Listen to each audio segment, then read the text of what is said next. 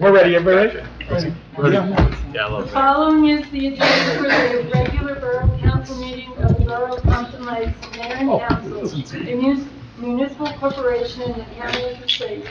The meeting will begin at 7:30 p.m. on July 16, 2025, in the Municipal Building, 25 Lenox Avenue, Pompton Lakes, New Jersey, 07442. Consistent with the Open Public Meetings Act, the meeting will be open for public comments and shall be in accordance with terms and conditions of the borough's municipal code and bylaws. Thank you. Please stand for a flag salute. I pledge allegiance to the flag of the United States of America and to the republic for which it stands, one nation, under God, indivisible, with liberty and justice for all. Please bless this mayor and council as they deliberate on the best of Pompton Lakes.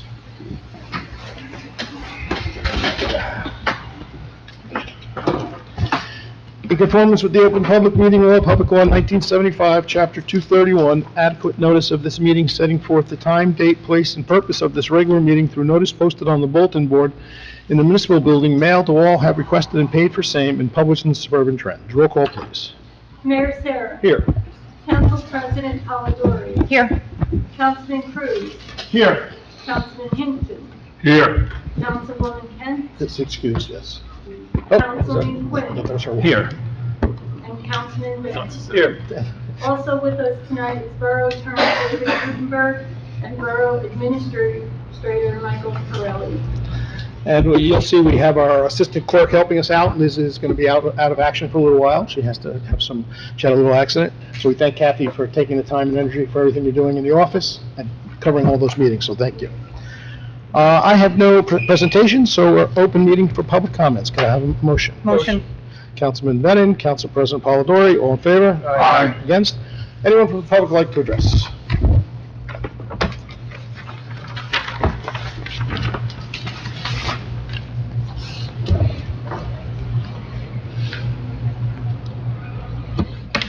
Good evening again. George Popol, 1104 Colfax Avenue. We had some heavy rains on Monday.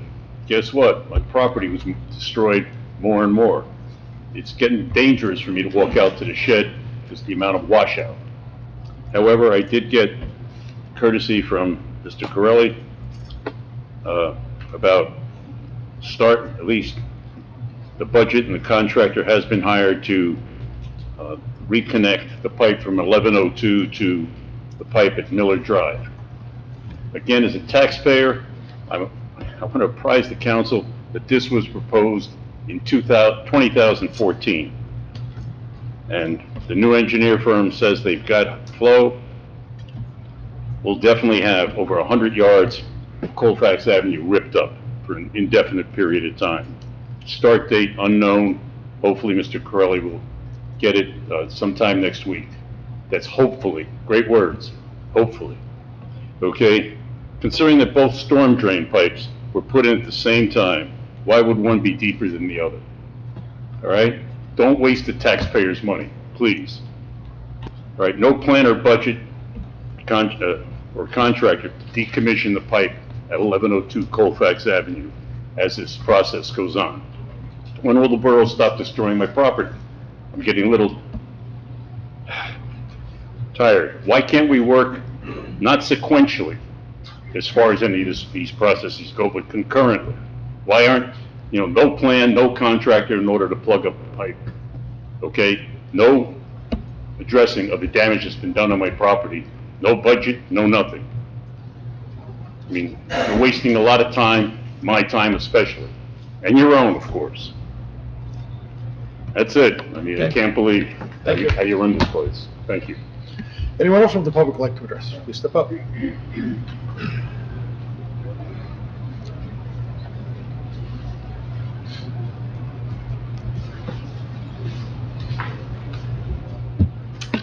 Helene Zablocki, 6 Butler Street. For the last 5 years, Republican candidates have refused to participate in that most basic level of civic engagement, a nonpartisan candidates night sponsored by the League of Women Voters.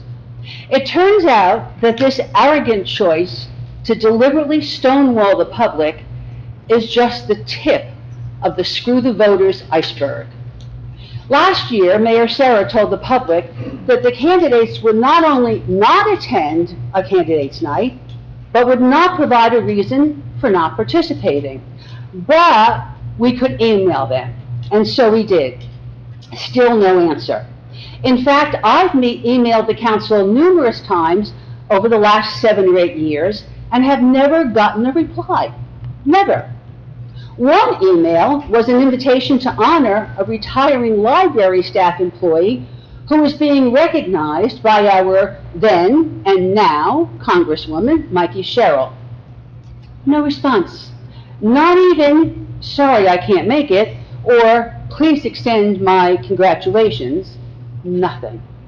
So we're left with 5 minutes at a public meeting, and even then the answers are non-answers. Or we can't talk about that. Or that's up to the DEP, the county, the state, the governor, the Board of Education, the fire department, the Army Corps of Engineers, the police department, the first aid squad, or the attorney. Fill in the blank of diversion and distraction. This willful pattern of non-engagement leaves few arenas for getting information to the public.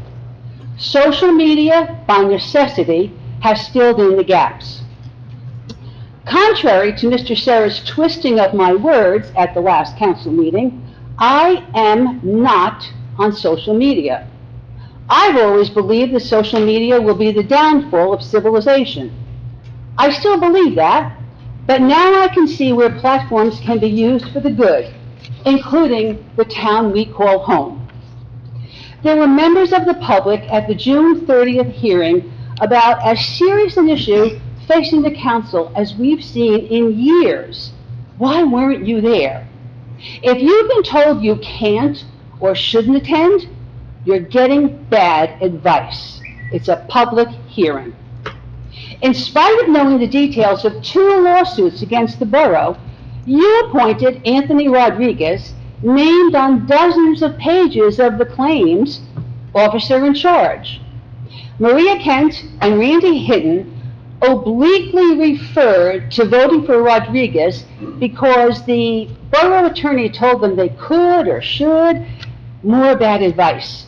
You need to start thinking for yourselves and doing the right thing.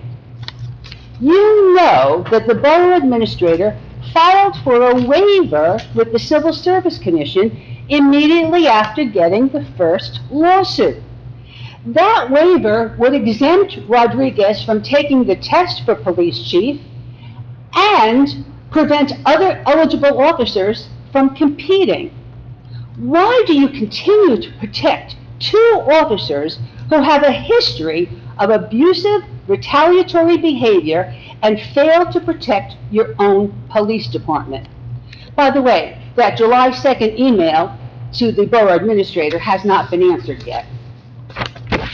Check out the list of Oprah requests online and see how many have been delayed or not answered. In several cases, the responses were spurious replies that didn't answer the question. There have been a few articles on corrupt cops floating around. Officers Pepe and Barahona are referenced in Corruption, Abuse, and More. A closer look at misconduct is promised in Terminated Cops. Where are they getting this information? Is the borough continuing to further malign the reputation of Pompton Lakes officers? Aren't you concerned about more damage charges? How can you sleep at night knowing your actions enable the public shaming of good cops?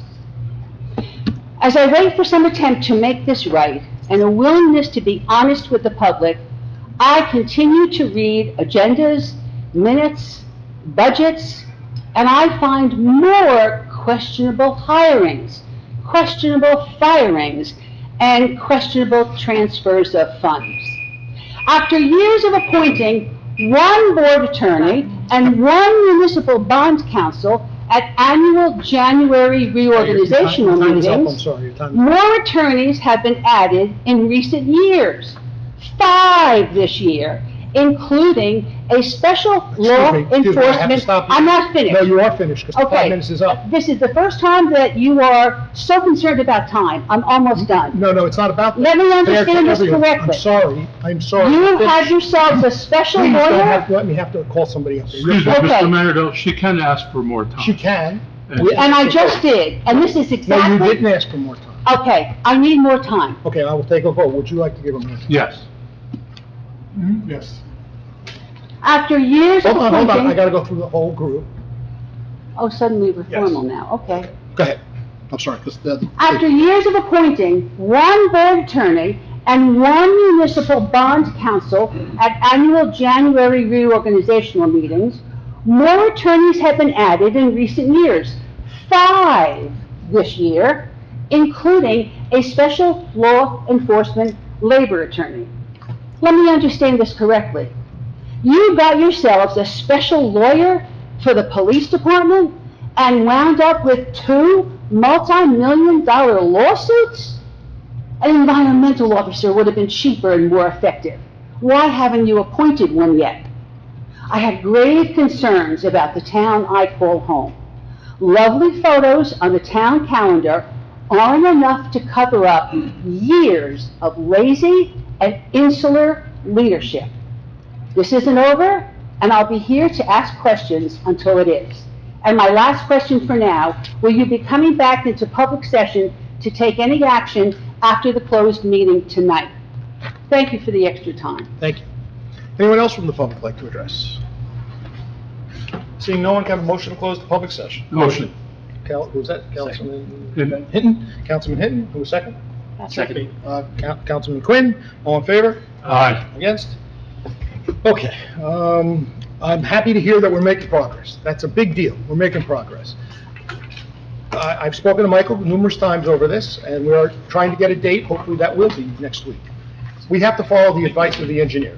The engineer is the one who runs this project. We, as a council or as an administrator, don't have the knowledge to say this pipe is right, this pipe is wrong. That is up to our engineers to decide that. So we put all our faith in what our engineers do. So I know that you might feel some things are different or not right, but we're going by the advice of the engineer. Secondly, we can't run together because the engineer feels we should fix this concern first, and then we will definitely, as you know, address your property and your neighbor's property that is going to be repaired. You can plan ahead for it, you can You start can't looking talk, for a you can't, I'm sorry, you can't contract. stop. Come on. You don't have to do everything sequentially. That's the way the engineers want us to handle it, so thank you. Mr. Valaki, thank you for your comments. You can't even get a start date from the contract that you already gave. Thank you. Contract to. Okay, motion to approve the following minutes. Regular meeting minutes, June 25th, 2025. Closed session meeting minutes, June 25th, 2025. Motion. Council President Baldori, Councilman Cruz, all in favor? Aye. Against? Aye. Oh, we got a present, one present. Councilman Bennett. Bennett? Yes.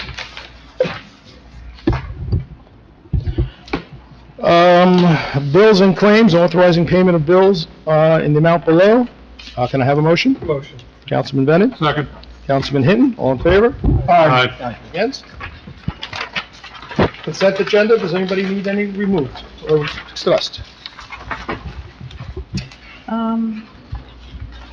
No, that's all right. No? Never mind. No? Okay. Yeah, I would like to talk about 25,250 and 25,251. Okay. Really in combination. Okay, that's it? Well, 25,252, but I think we can let that one slide. Okay, yes. Okay, except for 51 and 52, Kathy, whatever you're ready. Whereas the mayor and borough council of the borough of Pompton Lakes has reviewed the consent agenda consisting of various proposed resolutions, and whereas the mayor and borough council of the borough of Pompton Lakes does desire to remove resolutions for individual action from the agenda. Now therefore be it resolved that the following resolutions on the consent agenda are hereby approved. 25-242 through 25-260, and removing 25-250, 25-251, 25-252 for separate action. Okay, can I have a motion? Motion. Councilman Bennett? Second. Councilman Cruz, all in favor? Aye. Against? Okay, you could combine 50 and 51 if you just read them. Okay. 25,250. Authorize change order number 1 for Dawes Highway Improvements Project. And you can read 51 too if you want. 25,251.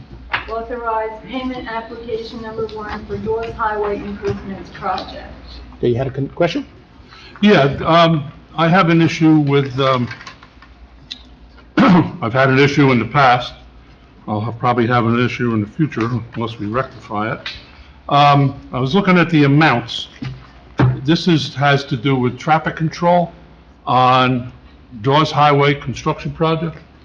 And the police department, who I support 110%, always have, always will, they go through Jobs for Blue.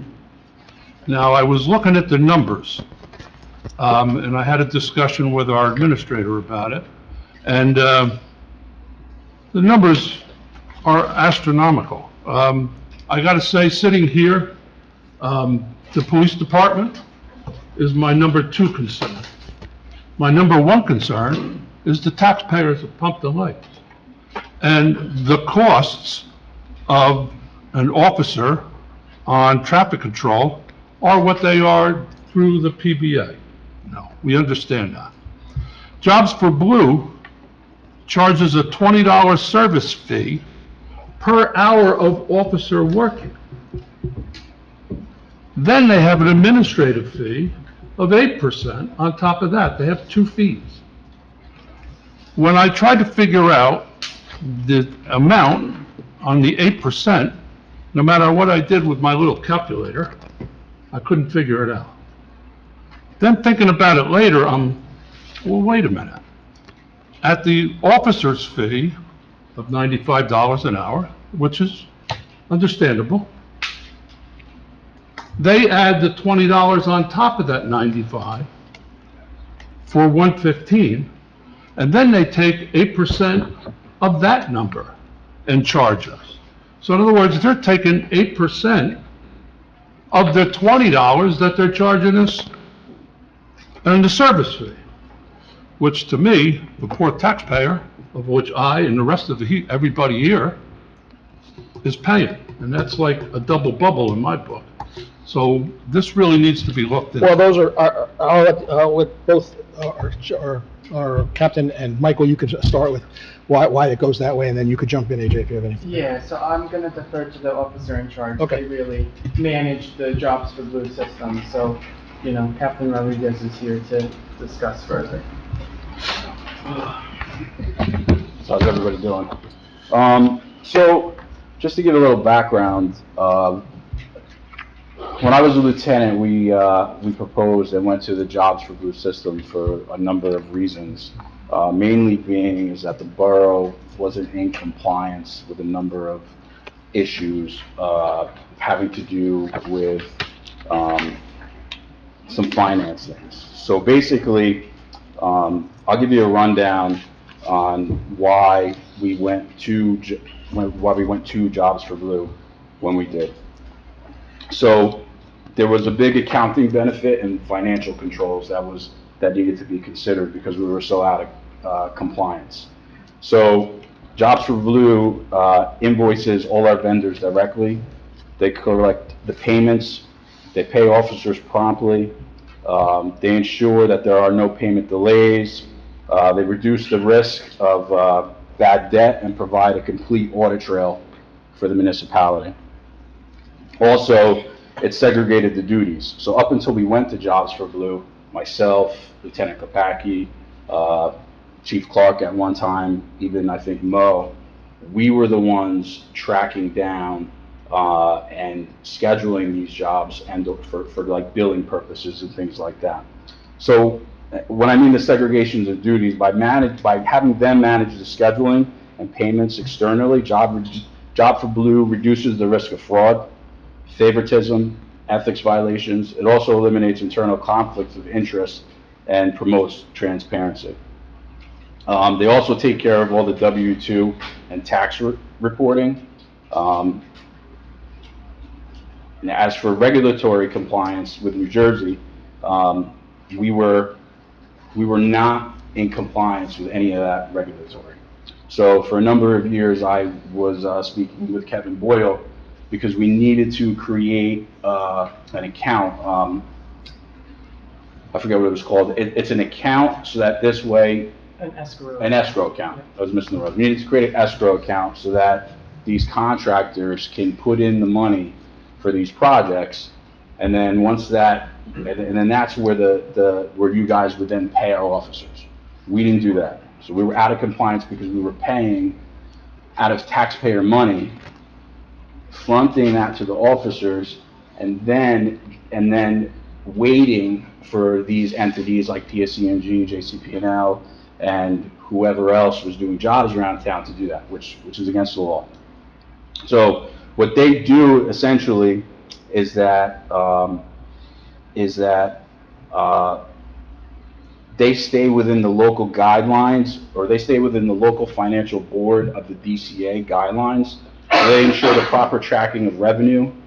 They categorize, there's categorization of municipal admin fees that route through trust accounts if necessary per the New Jersey Department of Community Affairs, DCA, and local finance board standards. So the New Jersey DCA it also complies with the New Jersey DCA best practice compliance. So it supports the municipal scorings by meeting standards for ethics, internal controls, and financial oversight. And then insurance, liability, and risk. Jobs for Blue ensures vendors provide proof of insurance. They maintain documents of all assignments, reducing liability and exposure to the borough. So in summary, the compliance benefits for accounting and auditing, Jobs for Blue provides you guys with full documentation, prepayment, and tax reporting, labor and union rules. So they enforce all the department's CBA limits and scheduling protocols. So that's all uploaded into the program by what our contract states that we negotiated with the borough, the PBA negotiated, and it's all automated. Municipal finance law, they provide proper fee routing and trust account support, state oversight, so you get support from the DCA best practices and ethics rules, and then liability and risk. Again, the proof of insurance and clear chain of responsibility for the borough. So I think the one thing that the councilman's asking, so everybody understands, if it's PSE&G or one of those other companies, they are paying those fees. We are We not understand paying this. those. So the only time we have to pay those fees is when it's a borough project. Correct. So, it's not, what do you mean? Taxpayers aren't paying for the officers. It's the utility company's paying. Well, if it's a euro, but if it's a company, Yes. if it's our project, we're paying for it, yeah. Yes, and then the borough also charges a fee and collects a fee on top of, so the contracted rate that the PBA contracted in the CBA is $95 an hour. And then the borough collects the fees for the vehicle and for other administrative roles that they may have. But those things are waived, so like when we, so like for instance for the school, so that is considered also a road job. It goes through Jobs for Blue because it's security and or construction. So let's say one of our Class 3 special officers can't man a post in one of the schools and we have to fill it with one of our officers. We call, it goes through Jobs for Blue puts it out, and then you'll have an officer in the school covering those posts. But the town waived the administrative fees for those instances. Right, I think his concern is the 20% and the percentage on top of the 20%, which we do pay as a town when Yeah. that is a town job. There is, and I'll have to go back to our administrator about this, there's nothing we can do to change that, is there? We could negotiate that into a contract with Jobs for Blue, and that potentially any town job could be exempt from the admin fee. That's something that the captain and I could look into. All right, I think that's I agree that that's something we should look into. Just for clarification, so the percentages and the monies and everything that is set by the Jobs for Blue? That's correct, yes. Okay, Except the payment, except the hour. The hourly rate is That's in the fine, I get PBA. the hourly's fine, but I think just to clarify so everybody understands, it isn't the borough that's setting those percentages. No. Right. It is the Jobs for Blue that is setting those percentages, and that's something obviously we can consider for renegotiation if it need be. But again, taxpayer is the big piece to this. That's what I want to make I sure. think, so the problem at the time when we initially went to this is that you'd have companies like PSE&G, JCP&L. We do new, as you can see, they're all around town. We do a number of jobs. We didn't have the financial structure to go after those payments. So it would literally be me and Mike or me and Derek. We'd be itemizing these things and sending them the invoices, and we'd be lucky if we got payment in a timely manner, and it adds up. What Jobs for Blue basically provides for us is that we don't need that escrow account. When I was doing payroll and operations, they send me a report and they send payroll a report.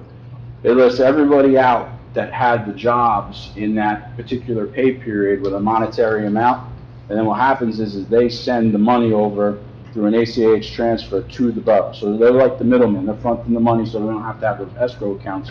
Because even with those escrow accounts, we're talking if we needed to do a project, unless we wanted to be out of compliance, then it would totally hold off the projects until that money was in the system, because you wouldn't be able to pay the work, you wouldn't be able to pay anything. Right, so I think what I'm understanding, and I think it's a concern, rightly so, that we should look into next time we negotiate with Jobs for Blue. It would only affect the jobs that are town jobs, because the other fees come out of like PSE&G and Jersey Central. They pay those fees out front already. Yeah, but you have to understand also, not only JCP&L, like you're correct in that, but the MUA also has to pay this. Now, that's our town entity, that's our water department and sewer department. When they have police on traffic control, they're paying Jobs for Blue also. So they gotta pay for, yeah, so they have to pay for the officer, and I don't think they have to pay the administrative fee to the town. I could be wrong, but I didn't think they have to pay the administrative fee to the town, but yes, they are on the hook for paying the other fee associated. And they are a separate entity. They have nothing. Yes, they are, but I mean, I'm representing the taxpayer, and the taxpayer has to pay their water bill and sewer bill. Yep. So those added costs, of course, the MUA has to pass on to the customer. Right, I mean, I know we've So negotiated. if we can negotiate it cheaper, is there any other company besides Jobs for Blue that Yeah. does this? Yeah, there are other We could companies. maybe look into But it's somebody that's a we're in a little contract, cheaper? so we have to, when it comes up, right? Yeah. It's a yearly contract? Yeah, we're definitely gonna look into it. The one thing I just wanna rehash is that if we were to do it in-house, our invoice for the month of June came in, and, you know, there's dozens and dozens of company jobs that come through PSE&G, Verizon, JCP&L. Our invoice, not that we have to pay, but the invoice through Jobs for Blue accounts for $40,000. So if we were to have to do it in-house, we would have to front in our budget all these funds to cover the output of the salary and wage budgets, and then seek reimbursement through the utilities, the private companies, the MUA, the whatever it may be. So ultimately, if we did it in-house, it probably would cost more, because we have to put it in our budget, which would make the tax levy higher that year. And somebody has to be paid to do that. And then we would seek reimbursements, but ultimately the taxes would be higher. if we did it that Because somebody would also have to physically do all that paper, you know, the police or administration would have to handle that. So I hear you, we're gonna look into it. Okay, As long I as we thank you can for just those review it comments. to make it as cheap as possible for the taxpayer, that's all I'm looking for. Thank you. Yeah, I think we'll report back at the next meeting. Okay, we'll get some more information. On different administrative fees through different comparable companies? Yes, quotes, maybe, you know, what we can do for a waiver of our fees for our jobs. So we'll report back on that for the next meeting. I have one other question on Dawes Highway. I might as well ask now, I was gonna ask later. But, a couple residents reached out and asked me if it used to be and then hadn't been. Are we double yellow striping that road again when it's finished? I believe that the road will be striped and also have a bike lane on each side. It's either each side or one side. I have to check on that. So I'll follow up with you tomorrow. But I do believe there's a variety of striping. You know, the street has not been striped for years. Crosswalks, double yellow line, bike lanes. It's really a pedestrian safety improvement. Yeah, the residents felt it became like a speedway without Yeah. the striping, so. It'll also traffic on the area, which is good. Okay. Okay, Also, Kathy. while the officer is here? Yeah. Well, is it about this? No, No, let's do this first. Okay, Kathy, Okay. read those two. thank you. Was there a motion? Can I have a motion on 25-250 and 25-251? Motion. Council President Polidori, second. Second. Councilman Quinn, all in favor? Aye. Against? Roll call? Oh, it's a roll call? Do we need a roll call? You want roll call or no? What do we do? Roll call. Roll call? Okay, roll call. Councilman Cruz? Yes. Councilman Hinton? Yes, with reviewing those costs in the future. Yes. Councilwoman Kennedy is absent, excused, sorry. Councilwoman Polidori? Yes. Councilman Quinn? Yes. And Councilman Bennett? Yes. All right, so we're gonna get through this, then if you have a question, we'll just ask that when we get to the administrator's report, if you don't mind. Okay. Thank you. Okay. Oh, did we miss one? 25. Did you have a question about 253? About what? 25, she 252? pulled 25,252. I No, think you he were said- kidding. I was kidding. Yeah, that's okay. All right, but it's pulled, so we still are gonna need a All right, vote so let's read it, go Yep. ahead. for the record. For the record, go ahead, read it out. So 25-252, appointing Michael Corelli as recording secretary to the Historic Preservation Commission. Can I have a motion? Motion. Council President Polidori, Second. Councilman Hinton, roll call, please. Councilman Cruz? Yes. Councilman Hinton? But of course. Yeah. Councilwoman Polidori? Yes. Councilman Quinn? Yes. And Councilman Bennett? Yes. Okay, ordinances, just the one? Or two? Two. Yeah, two. Okay. Ordinances will be presented for second reading and final adoption August 13th, 2025. Ordinance 2521, an ordinance amending Chapter 19, Building and Construction of the revised general ordinances of the Borough of Pompton Lakes and amending the fee for continued certificates of occupancy. Motion to approve ordinance 25-21 for introduction. Motion. Councilman Bennett, Councilman Hinton, Discussion. a little discussion, go ahead. Question? Can you just walk us through? Sure. So as part of my office's annual review of all of our fees, in anticipation of the upcoming budget cycle, some department heads have gotten back to me, namely the construction official. He is recommending to increase the fee for the residential certificate of continued occupancy. Right now, our fee is $75 for residential and $200 for commercial. I did include a printout of comparison fees from several other towns. Oakland, it's $100 for residential. Boopin, it's $150. Bloomingdale, it's $100. So, we felt that it's time to increase the fee. It's been over 15 years since we've done so. This is one of our highest revenue generating fees that we have. And really, it's just to bring us with all of the other surrounding municipalities on this fee. I just wanted to note, though, we did look at the commercial fee, and we are in comparison with others, so we're not recommending increasing the commercial fee. Although we don't necessarily get a lot of that, we felt it was sufficient the way it is now. So that's the recommendation. And residential's going from 75 to I'm sorry, 75 to 90. 90. Yeah. Okay, did I get a motion? I don't remember. Yes. Yeah, Yeah, roll call, please. Bennett? Councilman Cruz? Yes. Councilman Hinton? Yes.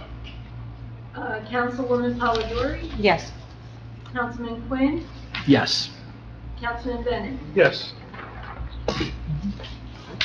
Okay. Ordinance 2522, an ordinance amending and supplementing the salary ranges of the employees of the Borough of Pompton Lakes in the County of Passaic and State of New Jersey. Motion to approve ordinance 25-22 for introduction. Motion. Councilman Bennett, Second. Councilman Hinton, discussion? Any Yes, discussion? please. Go ahead, Mike. Thank you. This just sets a recommended range for the position of full-time confidential secretary. It means nothing as to actual pay. It just sets up, a range for potential increases and make sure we're compliant. For the public, the governing body really can't increase a salary unless it's within the established range in the municipal code. So this just sets up a range for this new position and adds it to our schedule of all of our salaries. Okay. So thank you. Okay, roll call, please. Councilman Cruz? Yes. Councilman Hinton? Yes. Councilwoman Polidori? Yes. Quinn, Yes. Councilman Bennett. Yes. Okay, thank you. Okay, under my report, I did a couple weddings in the last couple weeks. Tomorrow is my big camp day where I go speak to the kids in camp, and they ask their questions of me. Sometimes they're great questions, sometimes they're a little weird, some of the questions, I'm not gonna lie.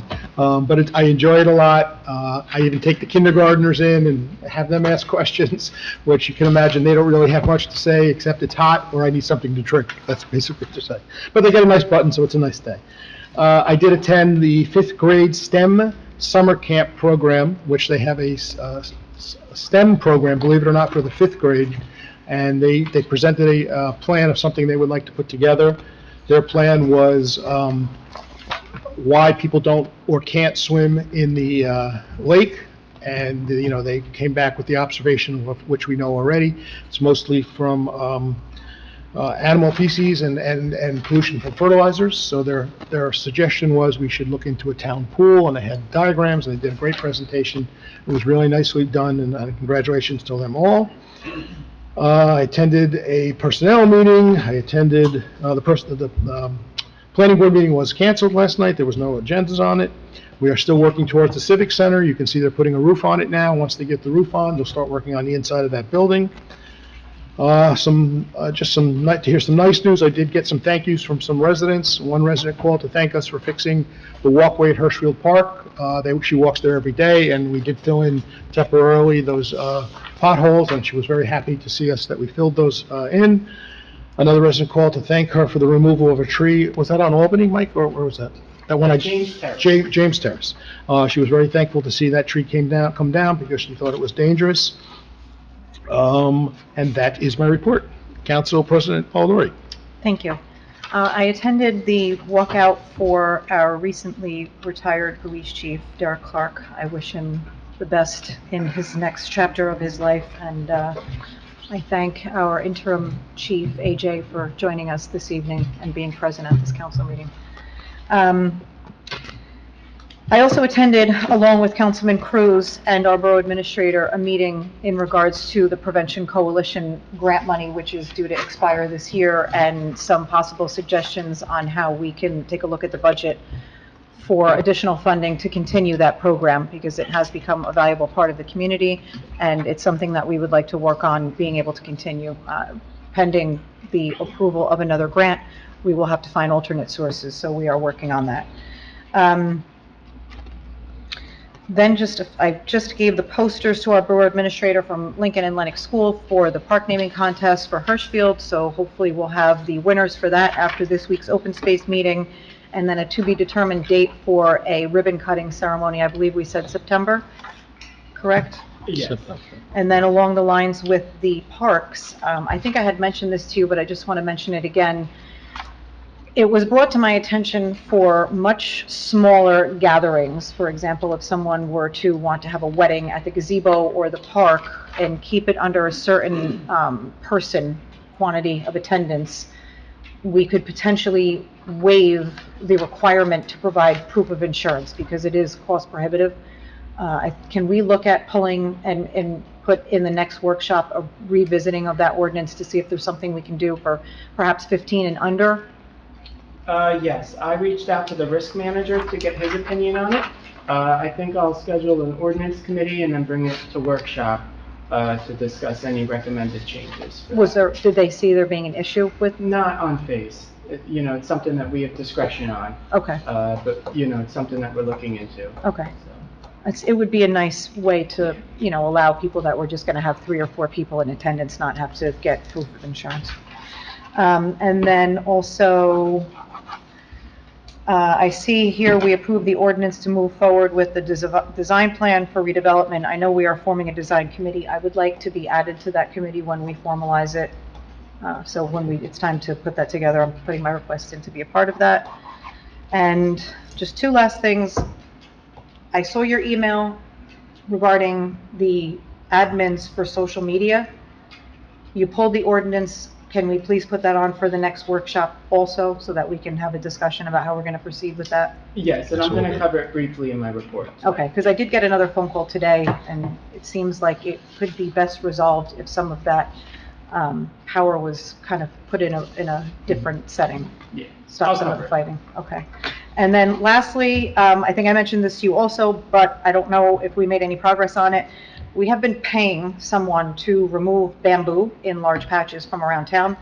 The removal of it, which was costly, down the street from where I live, on the other side of Joe Grill off of Walnut, is regrowing. So if we need to send someone out, I'd like to ask that we look at a different vendor this time, someone that has some experience in removing that. It is a difficult species to remove. So before that gets, I mean, it looks like more is growing back than what was removed. So before that gets out of control, perhaps we can address it. Okay. I did speak to Dan about that, and we're kind of coming up with a plan. for that, Okay. so. All right, good. And that is my report. Thank you. Councilman Quinn. Thank you. The library has installed an air conditioner for their second floor. They had a couple of hiccups at the beginning, but it is working well and installed at this point. In addition, at the library, they are having a library card design contest now through this 13th of September. Details at pomptonlakeslibrary.org. There are 3 categories: kids, teens, and adults, winners in each. In addition, Flood Advisory Board is in need of 2 new members after 2 have left.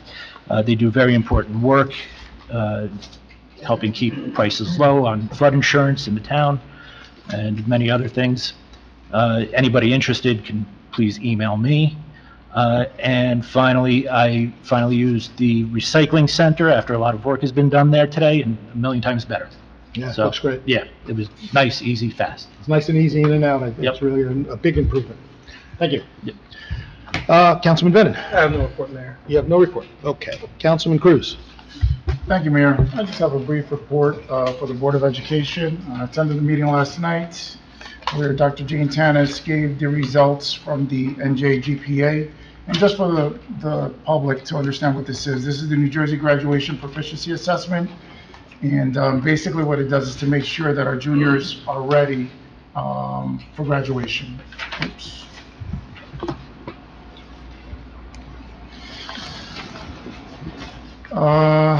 It consists of ELA and mathematics component to be administered to students in grade 11 for the purposes of meeting the state graduation assessment requirement. I'm not going to go into the whole details. This you can get from the district website, but I will say that we tested on or above the state standard, which is excellent. You know, again, it goes to our educational system that we have here. And that will do it. The next meeting, I believe, is August 18th, if I'm not Sounds good. mistaken. You might want to mention, we did have a ordinance committee meeting. I'm sorry, August 19th. Oh, yes, and going to President Polidori, we did have a ordinance committee meeting again to discuss the coalition. Obviously, with a lot of the unknowns with federal funding, grants and things of that nature, we're looking to obviously revisit and see what other options we have to continue this program, because it's a valuable program here in the town. But we also talked about the Lambert Street. Oh, the Lambert Street, yes. So, Lambert Street, so. We'll talk about that more, but you can just say we. Okay, so we discussed Lambert Street right now. So for those of you, Lambert Street is a very small street. From my understanding, the distance there with a vehicle already parked on one side of that makes it a hazard for the fire department or the police department or EMS to go through that street if an emergency did come around. So we're just looking right now, an assessment was done and a study was done by the police department. They came up with the measurements and identified this particular hazard in that road right now. So we're going to be looking into that, and we'll provide an update, obviously, at the next council meeting, and we're ready to move forward with the update. Great. Thank you. Councilman Hinton. Thank you, Mayor. I just want to apologize to the Trail Committee that I missed the maintenance day. I got my calendar a little messed up, but I want to congratulate them. They did a nice job working on the trails. Attended the Open Space Committee meeting. Councilwoman Kent would give a more extensive report, but she's not here. We had one of the members found a piece of property, which I've known about for 30 years, but I didn't think about it myself, on Broad Street. It's a 4-acre lot, and he's trying to touch base with the owner to see if maybe either Open Space or the borough can buy the lot and do something for recreation for the community. So the gentleman is working hard at it, so we'll bring more to the table as time goes by. Let's see. With open space, there was a couple issues that came up. The lakeside water fountain does not work at all. Hirschfield Park, the lower one did not work, and irrigation at Lakeside Park was not working. Now, I think Mrs. Kent had brought these issues up with our administrator, and I think the DPW is working on all those. The way I understand it, the fountains were working except one piece of one fountain? Yeah, you could fill the bottles, but you couldn't drink from them. Right, and then the water was turned off. Somebody turned off the water inside the... Okay. So, the open space meeting, those are the issues that came up. I had also been asking about, I have a resident whose husband passed on and grew up in Pompton Lakes on Whitney Avenue, and ran around Hirschfield as a kid his whole life, and she wants to donate a bench in his honor. Jim McBain, and her brother-in-law, Barry McBain, who's done a lot of work in town. And so I've been talking with our administrator, and he said he's working on a policy for bench donations. Is this true? Yes. With a former request from Council President Polidori at a prior meeting, I'm working on a bench donation policy, for the August 13th council meeting. Okay. For workshop. Good, so we look forward to that. I attended the senior trip to Wind Creek Casino. Wow. And the casino cleaned me out, I have to say. I would have went on that. Well, couldn't help it, couldn't win anything. But it was fun. Janet Costello ran the trip. We had a full bus with St. Mary's seniors and Golden Agers, so it was a fun time. And the seniors are looking forward to the picnic coming up, the senior picnic at the Elks on August 16th. So we're looking forward to that. And that is my report. Great. I had one other thing. Oh, I did see in the newspaper, we had notice to the bidders for the Willow Street project. And they haven't, I don't think they've been opened yet, is that correct? It's in my report. Okay. I'll cover it. Okay, but I was just reading the bid, and at a point in time, when we first came up with this project, Councilman Vennon's wife, Lauren, landscape architect, I couldn't shine her shoes for the knowledge she has. We talked about removal of trees, and we were talking about diameter of a 30-inch tree should be replaced with 10 3-inch trees, but that's not costly, that's cost prohibitive. And so we decided through you, Mr. Mayor, that we would go 1-for-1 on trees. And so I'm reading it, and it says they're going to remove 120 trees and replant 111. How is that 1-for-1? I can't talk about what, I don't know I don't know anything about that, so. Well, I just read that in the paper. Okay, So, could be a misprint, I don't know.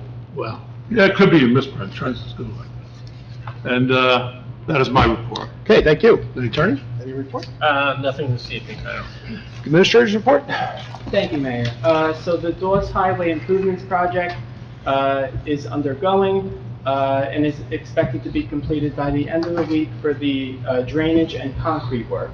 Milling is expected to begin on July 22nd through July 23rd, and paving from July 24th to July 25th. Residents can expect detours and to please plan accordingly during this time. The schedule does remain weather dependent, and the public has been notified and will be notified of any changes to the schedule. To Councilman Hinton's point, we are accepting bids for the Willowfield Improvements Project on Wednesday, August 6th at 10 a.m. So we're looking forward to that, and we'll have a recommendation to you on August 13th council meeting. I did want to cover, an email was distributed last week to the governing body.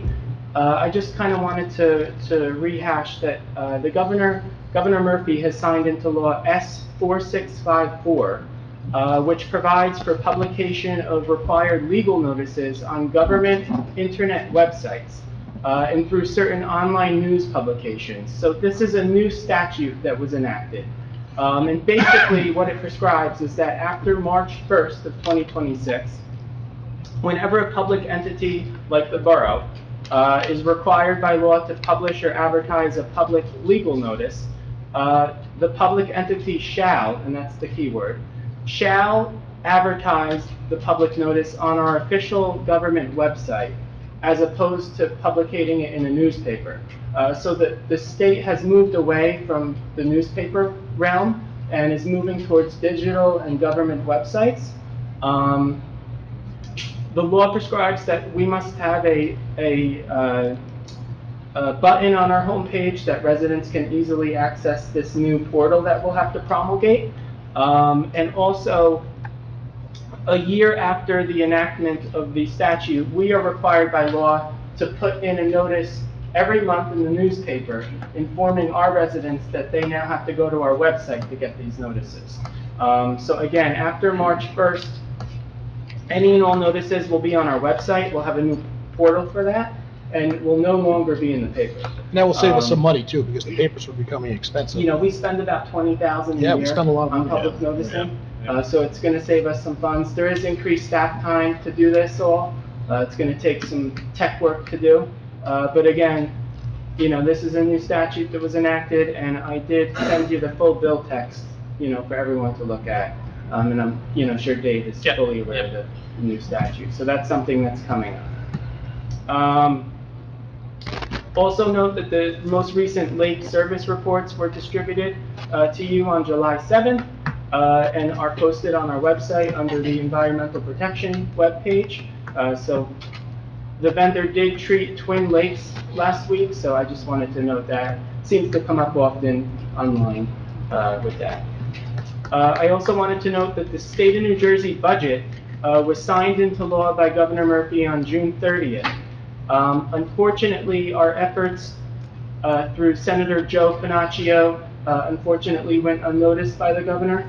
Our funding request for the DPW garage was not included in the state budget. There was over 300 projects that the governor put in the budget, but unfortunately we didn't make the cut this year. This is the second year that we were denied for the funding, so I just want to, you know, note that. We do have 3 grant applications pending from our federal legislators, Senator Kim, Senator Booker, and Congresswoman Poe. We were included in Senator Kim's submission to the Senate Appropriations Committee. It's a first step in a very lengthy process, but it's a step in the right direction. It's the first step needed to get through all the processes. So our request is pending, and it's for $3 million for the library. I'm sorry, for the DPW garage. So we will keep you updated and continue to work on other grant opportunities for the DPW garage. I also wanted to cover that an email was distributed from the State Health Benefits Plan. The state has announced that the premiums for the State Health Benefits Plan will be increasing by 37%. It's a huge number. That is an additional $550,000 that we're going to have to put in our budget for next year. That's a very large hit to the borough. So our recommendation, you know, talking with our property and liability risk manager, we're looking to retain a health benefit broker to work with us. We're looking at either moving private carrier, Horizon, Aetna, or looking at a health insurance fund, which is a conglomerate of municipalities that pool together, you know, insurance. Like we have the JIP for property and liability insurance, they have a HIF for health insurance. You know, we have restrictions with our union agreements. It has to be equal to or better. You know, we can't offer anything less for the employees, but we are looking into it. We submitted for our loss runs and claims experience with the state. We did have to pay a small fee for that, but ultimately I think we have an obligation to look into this increase and see what we can do. Every town is facing this in the state plan, so it's something that we'll report back to you in the future before the end of the year and look for some alternate solutions on that. Last thing I had, sorry for the lengthy report, the tax collector's office is open Monday through Thursday from 8:30 to 10:30. We have a designated tax collector present at that time, and an office staff is available to assist residents thereafter. I just wanted to note that. And also tax bills are expected to be mailed on July 29th. So we'll put out on our website and on social media about that. I believe that that's my report for now. Thank you. All right, so going back to, I sit on the mayor's panel, with a bunch of mayors, and that was a huge discussion about this increasing funds for healthcare. It's not just affecting us with that huge number, but every town is going to be hit hard. And some towns are going to have some real issues with this. And, for us, that's a big number. That's a huge number. So we do have to start looking at alternate means, unfortunately, to make this work. And hopefully this broker can help us with that and move us forward with that. And of course, like you said, it can't be anything less than we're offering our contracted unions right now. So that's important. The other thing I just want to mention on your report was, because I get a lot of calls about it, we treat the lakes that are on our side of the property. Okay, so for example, Twin Lake is treated, some of that is owned by Wanacue. We don't treat the Wanacue side of that, we only treat our side of that. So you might see an actual line down the lake where they're not treating it and where we are treating it. Same thing with Pompton Lake, they're owned by 3 different towns. Our section is being treated, but Wayne doesn't treat and Oakland doesn't treat. So again, residents are calling and wondering why we look good here, but there's so much debris or stuff growing, and that's the reason. So, and I can tell you the flood advisory board, when we have reached out numerous times to these other towns to try to get them on board, but they just didn't want to do that. I missed something. No, it's okay. No, I'm done. That's it. Sorry, I forgot. So we're going back to the social media policy update. I did send an email out kind of analyzing the policy. I think we're going to schedule a workshop for the August 13th council meeting, but really just for an introduction and to make it short is that our existing policy was adopted in 2016.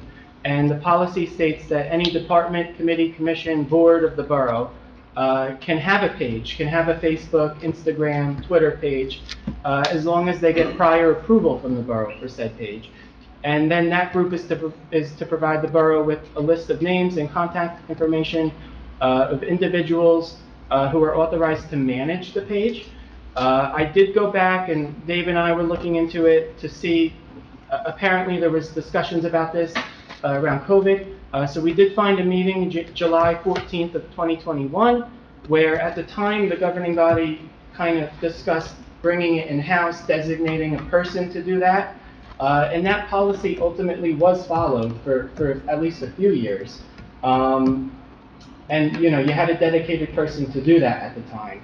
But lately it's kind of resulted back to the volunteers to manage the pages. We manage some of them, not all. But most notably, we never enacted an ordinance amendment for that new policy. So the policy was implemented in part, but we never enacted any sort of ordinance. So I think for the next workshop, we're going to look at both the operations and the potential memorializing of an ordinance amendment in the future.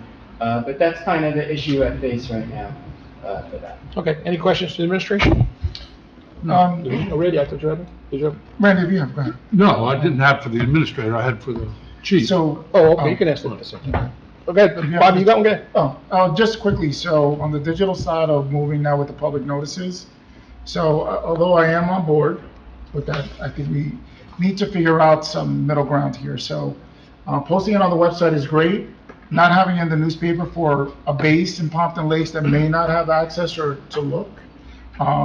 I would look into the current hosting company for our website and see if they have push notifications for anything that's been uploaded and added specifically for that. So either it goes to as a text message with a link to the document, okay, so they can at least view it or be notified.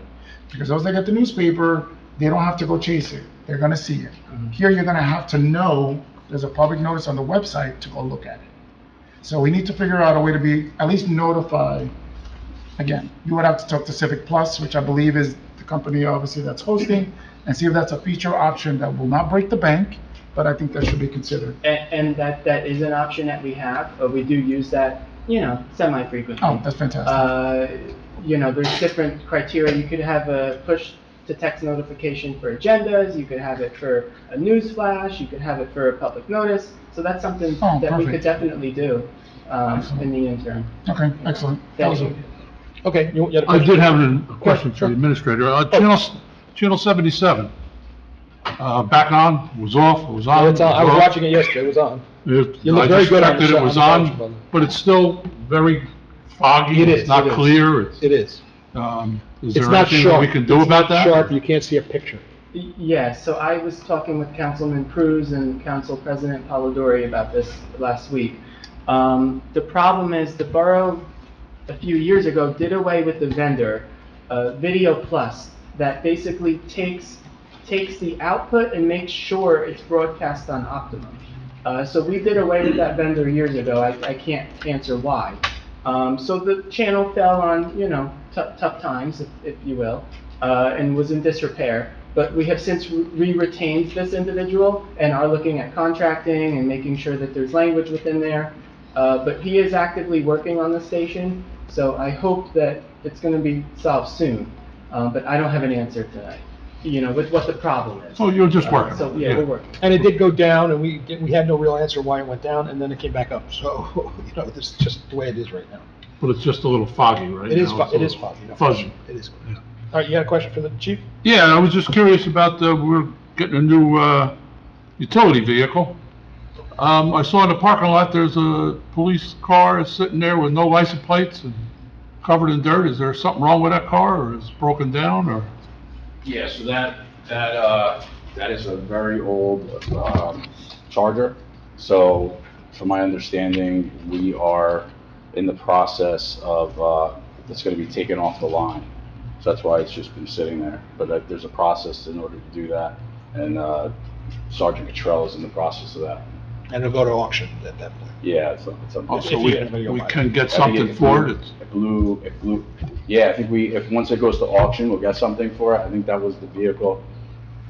That was the vehicle we got from the county, wasn't it? It might have been, it was old, it was the old, I think, SRO vehicle, they used it for a time, if I'm not mistaken, but it blew a transmission, it's not worth being fixed, so that's gonna be taken off the line. So just for the newer council, normally when we take something offline, we do try to sell it. And some places will buy it, like, we sold our old fire truck. Sometimes they will buy the police cars, it's pennies on the dollar, but it's something. It goes back into the budget to help us purchase new equipment. So I'm sure, and Police Officer Cottrell is the one in charge of that. He will set it up online, and it'll go to an auction, and then we'll take it from there.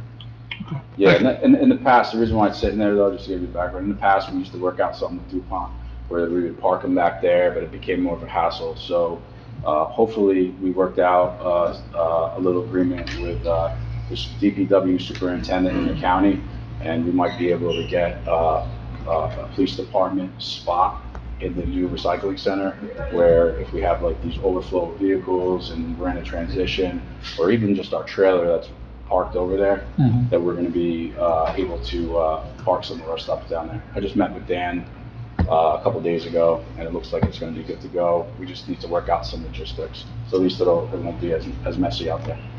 Good, thank you. Yeah. Okay, any other questions for ministers? Nope. Okay, what are we, workshop. Mike, you want to talk about patrolman title? Or maybe aging? I don't know who's talking about that one. Yes, the captain. Thank you.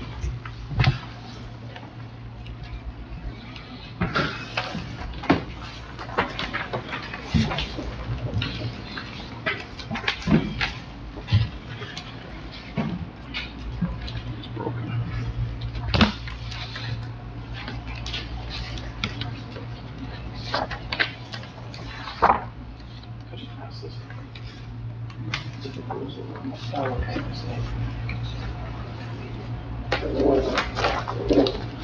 Good, you're gonna start.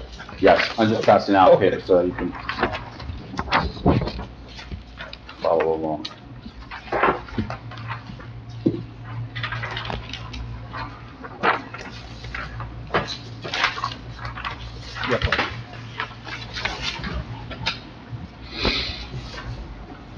You should give one, just give, Kathy, we'll give you one just for the record to have. Yeah. Here, I don't have an extra. You got it now.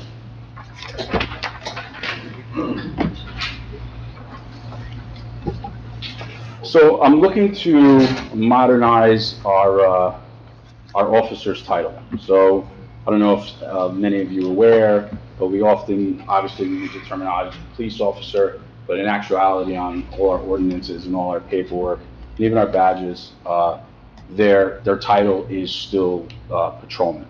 So what I'm looking to do is, update that title across all department communications, records, and borough ordinances. In order to effectuate that, the council would have to enact an ordinance to do that. But let me just give you some background. So why the change and why is it needed? I would say patrolman is a very outdated term. Most departments now use the term police officer. Just to give you some context, the NYPD were all patrolmen. They changed that title in 1973, approximately 50 years ago, or over 50 years ago. We currently have 2 female officers, and I don't think the change is about gender as so much as that it promotes consistency throughout all members of our officers. And there's the term police officer is already widely used, and it's a term that I'm sure you all use on a daily when referencing this. What this change involves. So there's not going to be any change with rank, compensation, or job duties. What we're asking for is a title change only, which requires, like I said, an ordinance amendment. Fiscal impact. So there'll be minimal cost to the overall police department budget. Existing right now, we have 12 officers, and some of those costs will be new badges for them, which we have badges already on site that we will be able to refurbish through a company and make them brand new. Also, another cost that would be associated with the officers is that they would have to update their uniforms. I met with the PBA a couple of days ago in regard to this, and the change would be phased in over time. So there's not going to be any immediate cost to the officer to have to go change their badge. As you know, our badges are all embroidered, so in their embroidered badge of patrol. So every year, the officers get a uniform allowance, and they cycle in new uniforms periodically to do uniform inspections, and that'll be cycled through.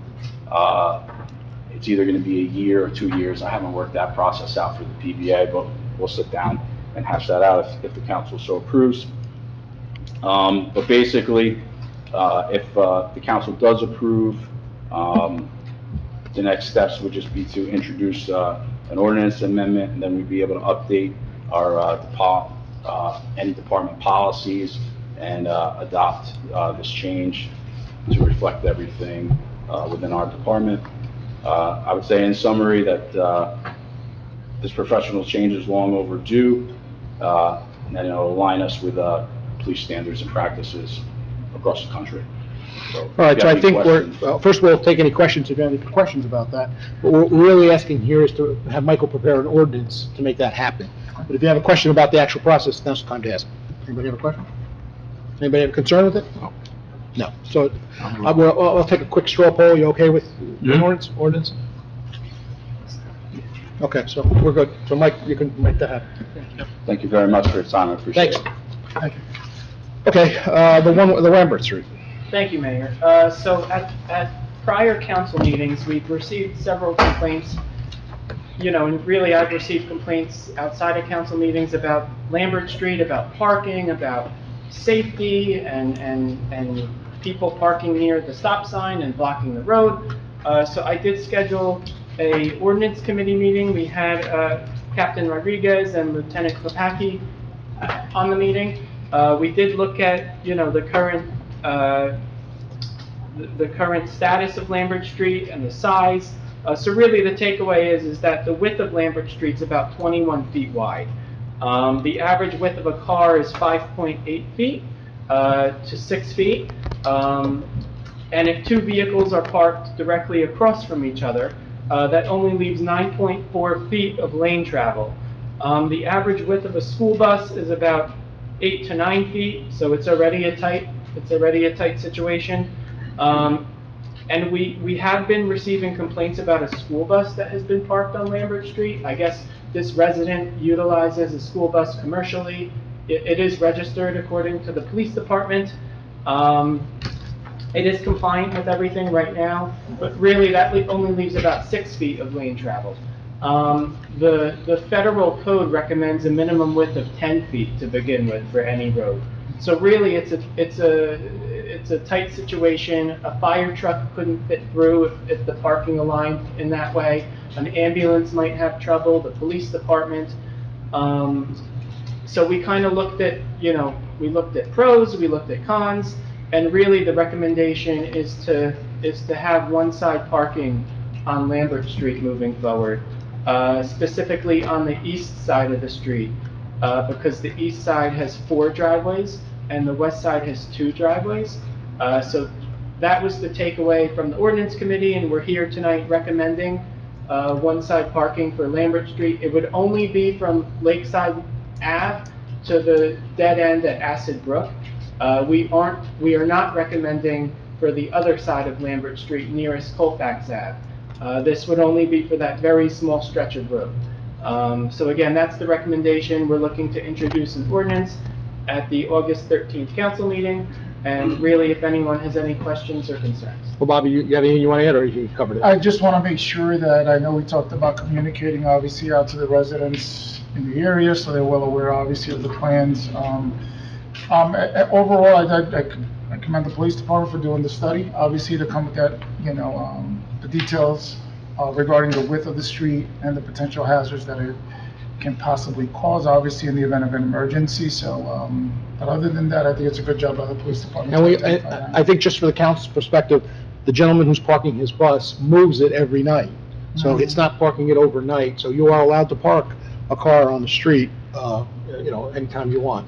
So that, we did look at some concerns with that, because it's not a big bus, it's one of the smaller buses. It's the smaller one. But he uses it as a work, travel van for his, And there's tools. nothing restricting him from parking the bus on the street. He So that's the one thing. as long as he I wanna make moves sure. it. As long as he moves it. Right. So that- you will be able to park on the west side or the east side? Which side are you going to park on? The west side, You'll park on the west side, it has Correct. less driveway, yes. correct? Yes, and to Councilman Cruz's point, we will be hand delivering letters to every affected resident, informing them of the public hearing for the ordinance, just to promote transparency and that they're aware of what's going on, so. Any questions about it? Nope, okay, we can move forward with that. Can I ask a question similar, related to that? Because we're on the topic of one-ways. Did we ever get anywhere with looking at alternating one-ways off of Wanacue onto that Wanacue A section? I know we talked about it a few meetings back. I don't think we made any progress with that, but I can pick that back up. Yeah, so maybe, just to refresh your memory, that street, the street in between, I believe it's Tony's, and that section where the tax is and the Mexican restaurant in the end, was the street that initiated the questioning, the resident, I think it's Wanacue A, that runs VFW way? VFW Way. Okay, yes.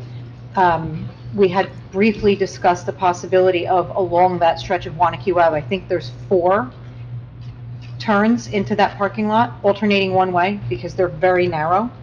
So if you have 2 cars, especially with the increase in traffic we're anticipating with the completion of the Meridia project, the residents are concerned that live down there, that if you have cars coming in and out, it could create an issue, because it's very narrow. There's no way to get 2 cars down there, so I've seen it myself. If someone's making a turn to go down the hill and someone's coming up, someone has to back up and let the other person go. Thank you for the explanation. I think I'll call a meeting with the police department and specifically with the county, because it's ultimately a county road. I think we'll be impacting county traffic, and we'll look at that. We'll provide a workshop in the future. And some of those driveways, the other driveways are privately owned too, so they're not town-owned. Right, that's something we'll also have to look into. So, thank you though. Okay. Okay, can I have a motion to open the meeting for public comments? Councilman Brennan, Councilman Cruz, all in favor? Aye. Against? Anyone from the public like to address? Please step up. You're good.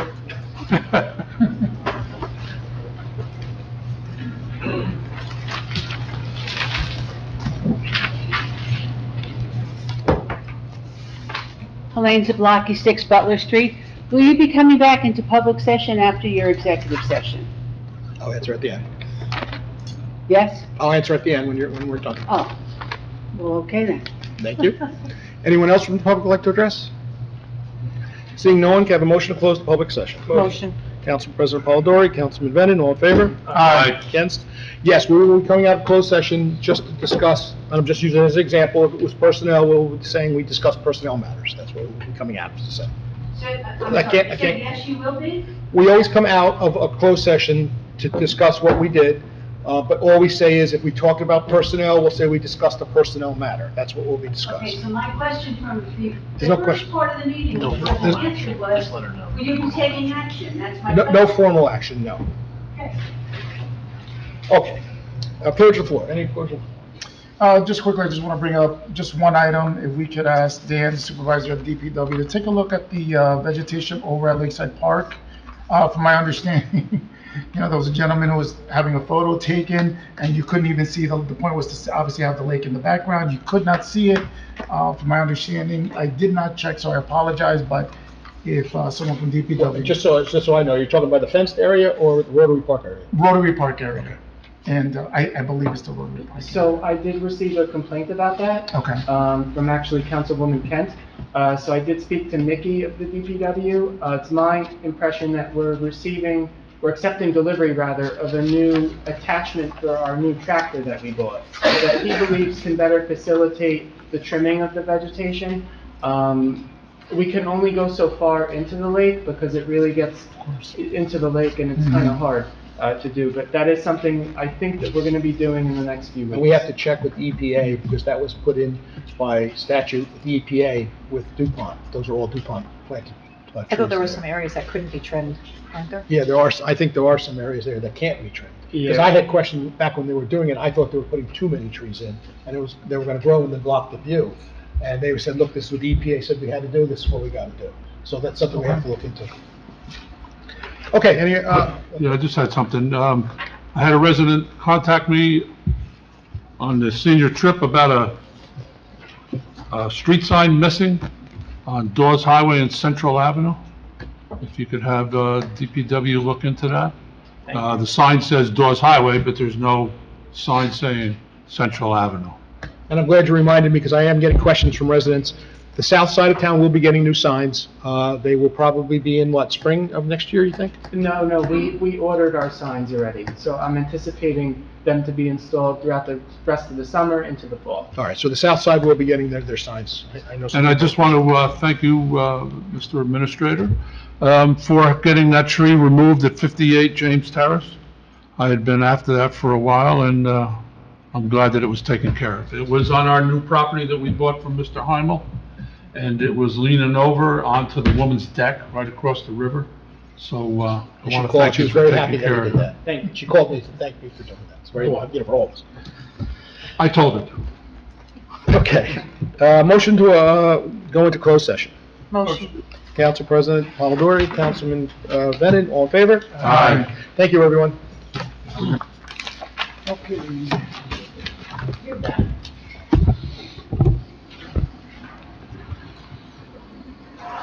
Personnel and litigation. I was gonna say negotiation, personnel, litigation. Litigation. Because they're different. Okay, in closed session, we discussed litigation and personnel matters. Motion to adjourn. Motion. Councilman Bennett, Council President Polidori, all in favor? Aye, I guess. Okay, now, Do you want to go? I can address your question now.